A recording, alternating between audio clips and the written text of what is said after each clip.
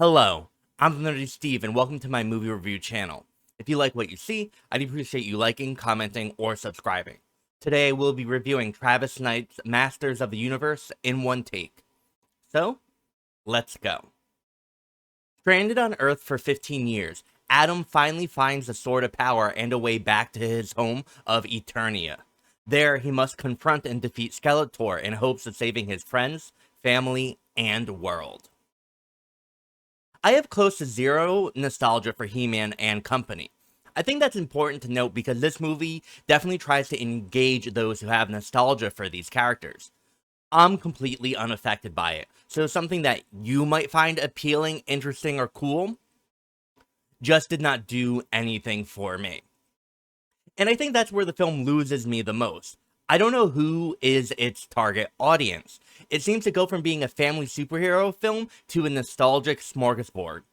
Sometimes the movie is very charming and endearing, but then it mostly is disrupted by a wink at the camera with a pan to an Easter egg or another connection to the source material I don't care about. In an effort to do both, I think the movie does itself a disservice. I think it especially lost a lot of its heavy-handedness when dealing with its references. Most of it felt so forced rather than a natural development in the story. I think that's the frustrating part. There is an interesting story here. I would have liked the movie to focus on telling it, rather than prioritizing characters that are just window dressing. This film has a lot of action. There are plenty of fight scenes, and some are better than others, but they're mostly just decent. However, there's a huge pet peeve of mine that happens quite often. When one character is fighting a group of people, and those people wait patiently for their turn to fight. It was just particularly egregious in some scenes for me. The movie's humor and emotional beats left a lot to be desired.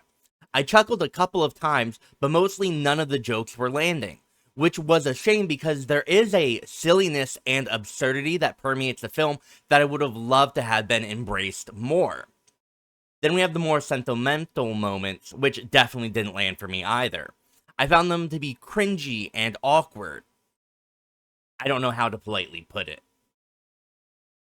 I do want to say that I really love Skeletor in this. I think if the movie embraced his over-the-top eccentricities, it would have been so much better. It just seemed like he was almost in a completely different film from everything else. He just stood out as a distinctly uniform presentational tone, while other areas of the movie only slightly toyed with this area. Overall, while it might not seem like it, I didn't hate my time with Masters of the Universe. I wish everything about it was better because everything about it could be better. But it moves pretty quickly and is entertaining. There was nothing here that I found exceptional, but sometimes a movie doesn't have to be. I'm TheNerdySteve, and thank you so much for watching, and as always, like and subscribe and comment below to tell me how right or wrong you think I am. Have a wonderful morning, evening, or afternoon, wherever you are. Bye.